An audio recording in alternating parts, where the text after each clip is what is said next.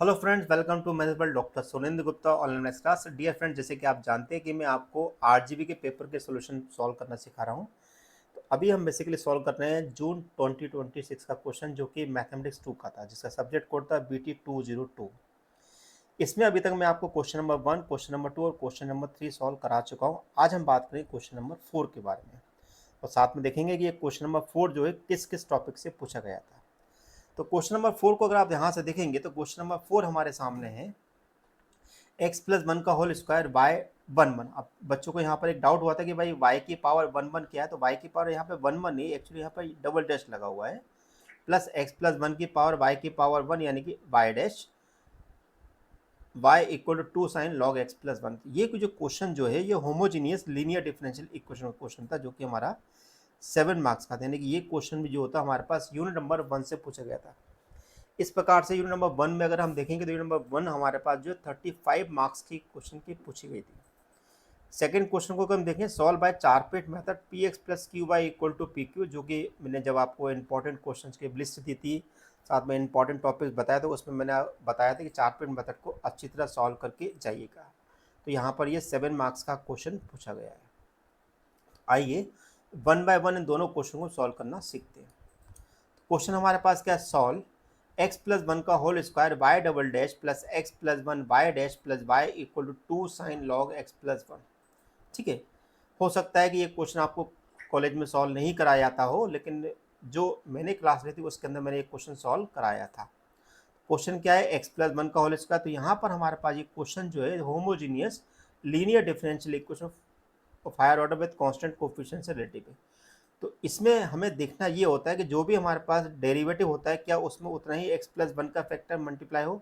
जैसे कि यहाँ पर हमारे पास सेकंड ऑर्डर, तो एक्स प्लस वन की पावर टू हमारे पास मल्टीप्लाई है, जबकि d y by d x के साथ एक्स प्लस वन की पावर वन मल्टीप्लाई है। तो इसका मतलब ये है कि हम यहाँ पर एक्स प्लस वन को ई टू दी पावर जेड के इक्वल ले लेंगे। तो ये मेरा सब्स्टिट्यूशन होगा। तो जेड इक्वल टू कितना मिल जाएगा, लॉग एक्स प्लस वन, और d z equal to d z upon d x equal to मिल जाएगा one upon x plus one. अब इसमें हमको ध्यान के रखना है कि यहाँ पर x plus one d upon d x को बोलते हैं capital d, x plus one whole square d two upon d x को बोलते हैं डी डी माइनस वन, जबकि इस d की जो वैल्यू होती है वो d अपॉन डी जेड के इक्वल होती है। इन सब वैल्यू को उठा के हम इक्वेशन नंबर 1 में रख देंगे। इक्वेशन नंबर 1 में हम जैसे रखेंगे तो हमारे पास बच्चों क्या मिलेगा, this is D D minus one D plus one. तो इस डी से हमारा पास यानी डी कैंसिल हो जाएगा, यानी कि मेरे पास d square plus one y equal to two sine z हो जाएगा। क्यों, क्योंकि log x प्लस वन जो है हमारे पास z के बराबर दे रखा है। इसको ध्यान रखिएगा, इसके आगे हमें जरूरत पड़ेगी। ओके, तो अब हमारे पास एक क्वेश्चन में d square plus one y equal to two sine z हो गया। अब ये जो क्वेश्चन हमारे पास है again linear differential equation higher order with constant coefficient का बन गया है। तो अब मेरे पास ऑक्सिलरी इक्वेशन से क्या होगी, m square plus one equal to zero, तो यानी कि एम इक्वल टू कितना आएगा, प्लस माइनस आई। जैसे कि अभी हमने क्वेश्चन देखा कि हमने प्रीवियस क्वेश्चन सॉल्व कराया था, जब हम इसको कंपेयर करते हैं m equal to alpha plus minus i beta से, तो मेरे पास यहाँ पर अल्फ़ा की वैल्यू जो है जीरो के इक्वल दिखाई दे रही हो, जबकि बीटा की वैल्यू जो है मेरे पास वन के इक्वल दिखाई दे रही है। तो मेरे पास सी एफ कितना हो जाएगा, c one cos z plus c two sine z, और जेड की वैल्यू बच्चों यहाँ पर क्या है, लॉग एक्स प्लस वन, जैसे कि मैंने आपको बताया था, ध्यान रखिएगा। तो c one cos log x plus one और c two sine log x plus one बन जाएगी। अब हम बात करते हैं पी आई का। तो इसका पी आई बहुत आसान था, one upon d square plus one two sine z. अब देखिए यहाँ पर जेड का जो कोफिशिएंट है वो मेरे पास वन के बराबर है, और जैसे मैं यहाँ पर डी स्क्वायर की जगह माइनस वन स्क्वायर रखूँगा तो मेरे पास F of minus one square की वैल्यू बन जाएगी जीरो। तो जब भी अगर मेरे पास F of minus A square zero होता है तो हम उस समय फॉर्मूला अप्लाई करते हैं one upon d square plus A square sine of A Z, जो कि होता है minus Z upon two A cos of A Z. तो ऑब्वियसली ए की वैल्यू मुझे क्वेश्चन में कितनी दिखाई दे रही है, वन दिखाई दे रही है, तो मेरे पास क्या होगा, minus Z upon two cos Z बन जाएगा। टू से टू हमारा कैंसिल हो जाएगा, माइनस जेड कॉस जेड, और जेड की वैल्यू मेरे पास कितनी है, लॉग एक्स प्लस वन है, तो मेरे पास क्या आएगा P I, minus log x plus one into cos log x plus one.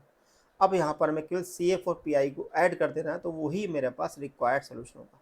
I hope आपने क्वेश्चन इस प्रकार से किया हो। अगर आपने क्वेश्चन को अगर बीच में कहीं पर लेफ्ट करा हुआ है तो उसको उसके अकॉर्डिंग आपको एग्जामिनर उस हिसाब से मार्क्स दे सकता है। ठीक है, अगर आपने केवल सी एफ सही निकाला हुआ तो सी एफ के आपको 2 मार्क्स मिल जाएंगे, लेकिन आपने पी आई निकाला हुआ है और साथ में आपने टोटल आंसर सही लिखा है तो वहाँ पर आपको फिर से 3 मार्क्स मिल जाए। तो ऐसे करके आपको वहाँ पर 7 मार्क्स मिल सकते हैं। इसी का अगर हम सेकंड क्वेश्चन देखें 4B, सॉल्व बाय द चार पॉइंट मेथड, जैसे कि मैंने आपको बताया था चार पॉइंट मेथड जो एग्जाम में कई बार पूछा जाता है। तो जब भी अगर हमें चार पॉइंट मेथड दिया जाता है तो आपको सबसे पहले इस पी क्यू को यानी कि इक्वल टू वाले टर्म को आपको इस लेफ्ट हैंड साइड पर लेके आना होता है, उसको 0 के इक्वल लिखना होता है और इस पूरे हैंड को हमें यहाँ पर लिख लेना है, लिख लेते हैं एफ।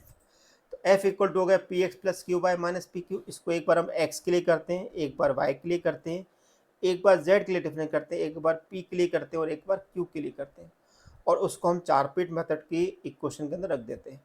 अगर आप इतना स्टेप अगर एग्जाम में अगर सॉल्व करके आते हैं तो आपको यहाँ पर वो एग्जामिनर आपको 2 मार्क्स दे देता है। ओके, कई बार आपके क्वेश्चन ये होते हैं कि सर हमारा आंसर सही नहीं निकला है या हमने केवल आधी स्टेप दी कि हमें स्टेप मार्किंग मिलेगी। तो स्टेप मार्किंग आपको तभी मिलती है जब आप अपने स्टेप्स को सही करते हैं। ठीक है, अब यहाँ पर हम सभी की वैल्यू को पुट कर देते हैं। तो del f upon del z की वैल्यू कितनी थी, 0 थी। Del f upon del y की वैल्यू कितनी थी, क्यू, ये वैल्यू मेरे पास फिर से 0 हो गई। डेल अपॉन डेल पी की वैल्यू कितनी है, x minus q. Del upon del q की वैल्यू कितनी है, वाई माइनस पी। और डेल अपॉन डेल क्यू की वैल्यू मेरे पास माइनस वाई प्लस पी हो गया। अब यहाँ पर हम देखेंगे कि यहाँ पर P और Q हमारे पास है, तो dP अपॉन P और dQ अपॉन Q मिल रहा है। तो हम केवल यहाँ पर फर्स्ट 2 टर्म ले लेते हैं। ओके, तो dP अपॉन P हमारे पास आ गया और dQ अपॉन 2, इसको हम सिंपली अब यहाँ पर इंटीग्रेट कर देंगे। तो यहाँ पर log P plus log Q equal to log A होगा। यहाँ पे log M plus log N का फॉर्मूला लग जाएगा। तो यहाँ पर लिखा जाएगा log A इंटू Q, जो कि हमारे पास कुछ इस प्रकार से होगा। लॉग से लॉग यहाँ पर हमारा कैंसिल हो जाएगा, तो हमारे पास P इक्वल टू क्यू होगा। अब हम यहाँ पर देख रहे हैं कि P की वैल्यू जो है Q पर डिपेंड आ गई है। एक बात का ध्यान रखिएगा, जब भी अगर हम चार पॉइंट मेथड को सॉल्व करते हैं तो P और Q दोनों एक दूसरे से इंडिपेंडेंट होना चाहिए। अगर वो डिपेंडेंट आ जाते हैं तो ऐसी कंडीशन में इस P की वैल्यू को हम इक्वेशन नंबर 1 में रखेंगे। तो इक्वेशन नंबर 1 क्या थी मेरे पास, P x plus Q Y equal to P की, तो हमने यहाँ पे वैल्यू पुट कर दी है ना। तो यहाँ पर हमारे पास ये क्या होगा, Q into Q, Q square होगा तो एक क्यू से एक क्यू कैंसिल हो जाएगा। तो मेरे पास क्यू की वैल्यू ए एक्स प्लस वाई अपॉन ए मिल जाएगी। अब क्यू की जो वैल्यू मिल रही है वो मेरे को इंडिपेंडेंट ऑफ पी मिल रही है, लेकिन पी अभी भी हमारे पास डिपेंडेंट ऑफ क्यू है। तो इसको वापस हम p equal to q a के अंदर पुट कर देंगे। तो मेरे पास पी की वैल्यू कितनी मिल जाएगी, p equal to A x plus b y. तो अब हमने देखा कि हमारे पास जो भी हमारे पास P और Q मिल रहे हैं दोनों एक दूसरे से फ्री हो गए हैं। तो अब हम यहाँ पर dz equal to p d x plus q d y का यूज़ करेंगे। तो हमने यहाँ पर P और Q की वैल्यू को सब्स्टिट्यूट कर दिया। इस A को हम यहाँ पर क्रॉस मल्टीप्लाई करेंगे तो मेरे पास मिल जाएगा A into a x plus y d x equal plus a x plus y d Y.